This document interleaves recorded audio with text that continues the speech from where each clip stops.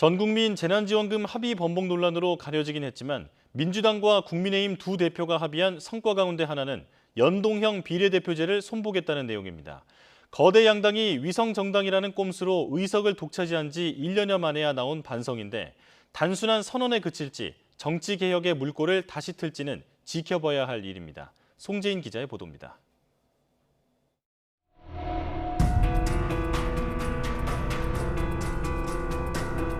재작년 국회 상황을 한마디로 정리하자면 바로 동물국회입니다.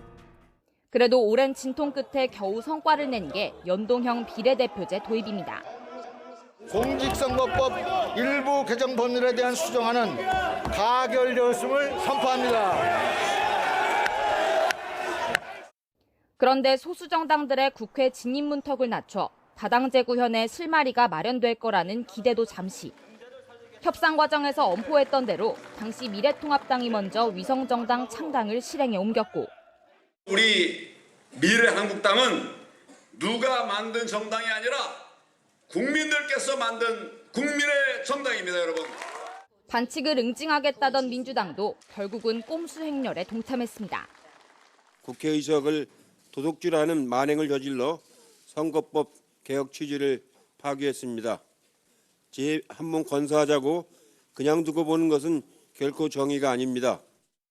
이렇게 연동형 비례대표제 취지는 한순간에 사라졌고 지난해 총선에서도 거대 양당의 의석수 싹쓸이가 현실이 됐습니다. 더불어민주당이 지역구와 비례정당으로 모두 180석을 가져가며 제1당을 차지했습니다. 미래통합당은 지역구와 비례정당을 합쳐 103석을 가져가며 예상대로 21대 국회는 슈퍼 여당과 제1야당의 독주판이 됐습니다. 협상부터 상임위 회의, 법안 처리까지 거대 양당이 좌지우지하면서 소수 정당의 목소리는 주로 국회 밖에서 들어야만 했습니다. 임시국회 내에 반드시 중대재해기업처벌법이 제정될 것을 촉구하는 사생결단의 마음으로 내일부터 단식 논성에 돌입합니다. 거대 양당의 반성은 총선 이후 1년여 만에 나왔습니다. 위성정당이라는 반칙을 인정하고 제도 보완에 나서기로 했습니다. 연동형 비례대표제 관련된 선거법을 개정하자는데 또 두 분이 공감대를 이뤘다.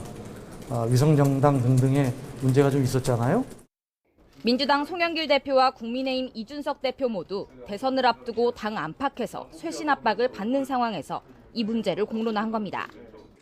다만 22대 총선까지 2년 반이나 남은 데다 당장 대선과 지방선거가 다가오는 만큼 실질적인 법 개정은 한참 뒤에야 착수할 것으로 보입니다. 연동형 비례대표제 개선 또한 도입 때와 마찬가지로 다시 한번 거대 양당의 의지에 달리는 상황에 놓였습니다. YTN 송재인입니다.